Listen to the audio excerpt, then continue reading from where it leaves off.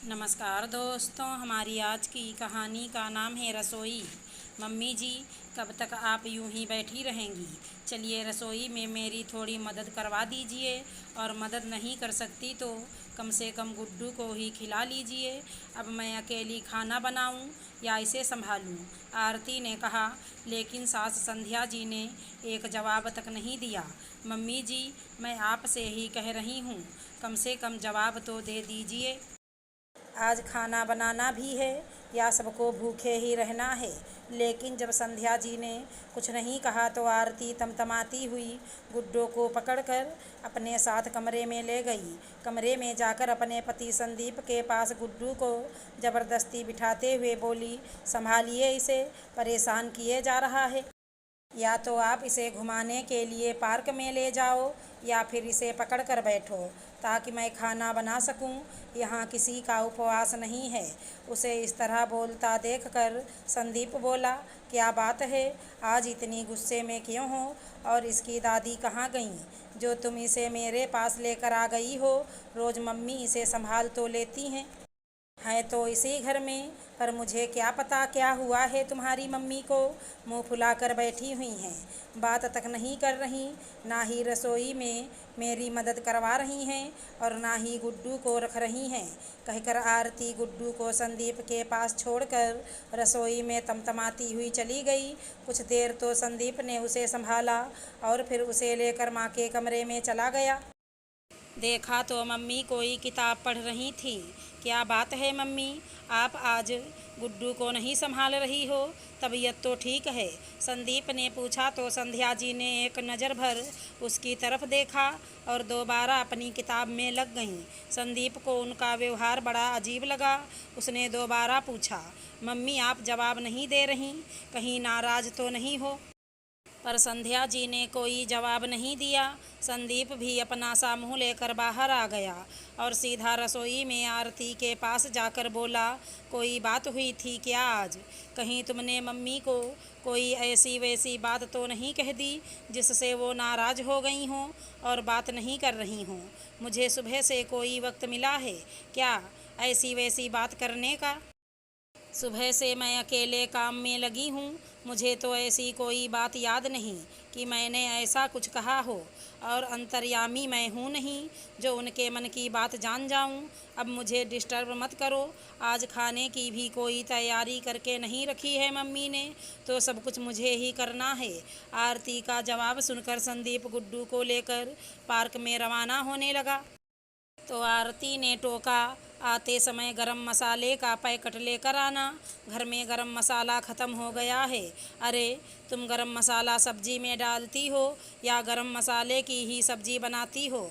अभी 15 दिन पहले ही तो लेकर आया था, इतनी जल्दी कैसे ख़त्म हो गया? बजट का भी कुछ ध्यान रखा करो, संदीप ने कहा। मैं अकेली खा गई हूँ क्या गरम मसाला? पता नहीं रसोई में सामान कहाँ गायब होने लगा है। आरती ने कहा, कहाँ क्या गायब होने लगा है? तुम्हारे रिश्तेदार सहेलियाँ आती हैं और तुम बना बना कर खिलाती रहती हो।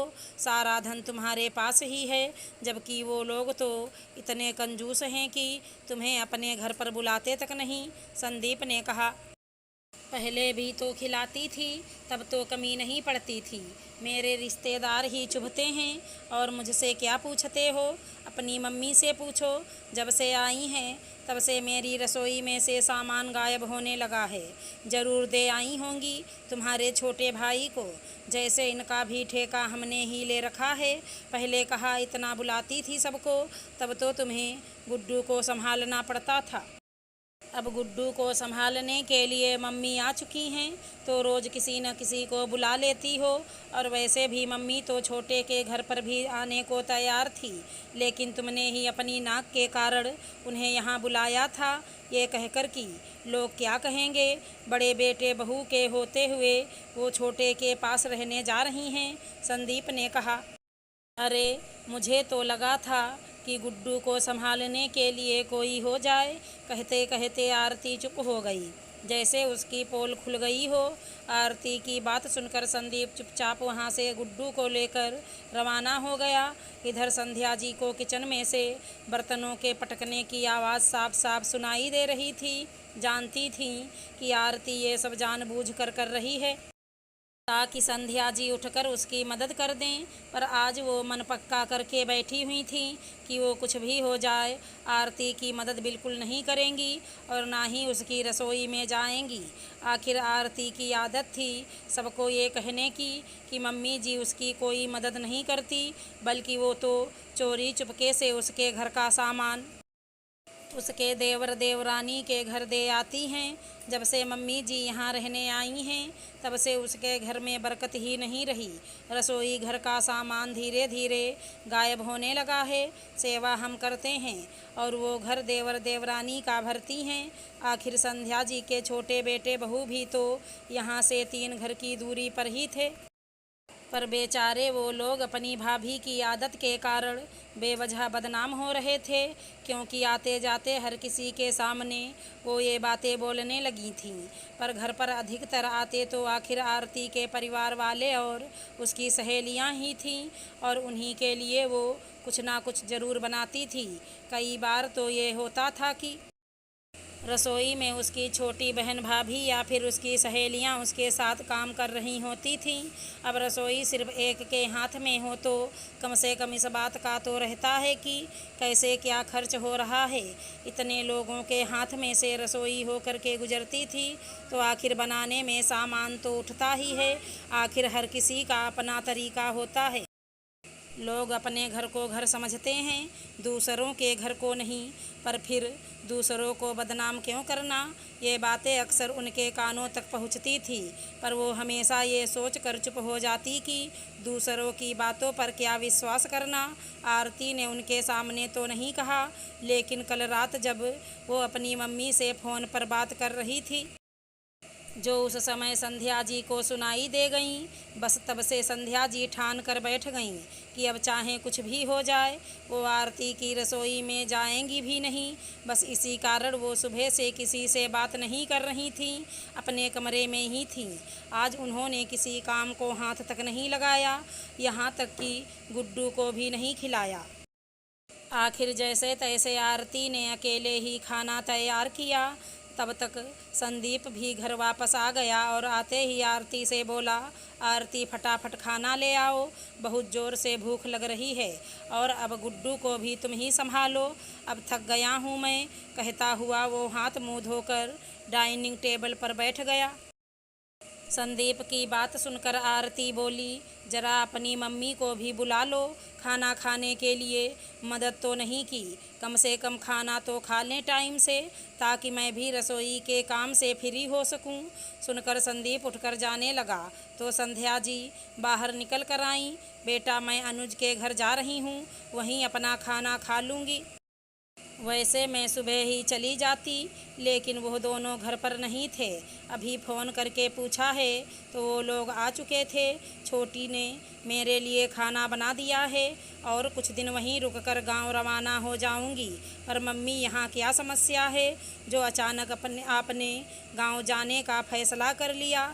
संदीप हैरान होते हुए बोला, बेटा, तुझे नहीं पता कि क्या हो गया? बस अब मैं चोरी का इल्ज़ाम और बर्दाश्त नहीं कर सकती। अभी तक दूसरों ने ये बात कही थी, इसलिए मैंने ध्यान नहीं दिया, पर अब तो मैंने खुद ही बहू के मुंह से सुन लिया, तो अब मैं उसे बता दूं कि भगवान की कृपा से मेरे छोटे बेटे बहू के घर में भी कोई कमी नहीं है। जो मैं यहाँ से मसाले या रसोई का सामान चुरा कर उनके घर भेजूं। और वैसे भी तुम्हारी बेचारी पत्नी ने बहुत सेवा कर ली, अब बस काफ़ी है, मेरे भी हाथ पैर अभी चल रहे हैं, कहकर संध्या जी वहाँ से रवाना हो गईं। संदीप और आरती में इस बात को लेकर काफ़ी झगड़ा भी हुआ, पर आरती अपनी गलती मानने को तैयार नहीं थी। अपने ईगो के कारण वो अभी भी इतने मेहमानों को घर पर बुलाती थी, लेकिन अब गुड्डू को संभालते हुए ये सब संभालना थोड़ा मुश्किल हो रहा था। लेकिन जब अगले 2-3 महीने भी यही हाल रहा, तब अपने आप आरती को समझ में आने लगा कि ये उसकी ही आदत है, जिसके कारण रसोई घर में सामान कम पड़ता था। पर संदीप को किस मुँह से बोले, इसलिए अपने आप अपनी सहेलियों और रिश्तेदारों को बुलाना कम कर दिया। अगर हमारी कहानी पसंद आई हो तो चैनल को लाइक शेयर सब्सक्राइब करें। राधे राधे दोस्तों।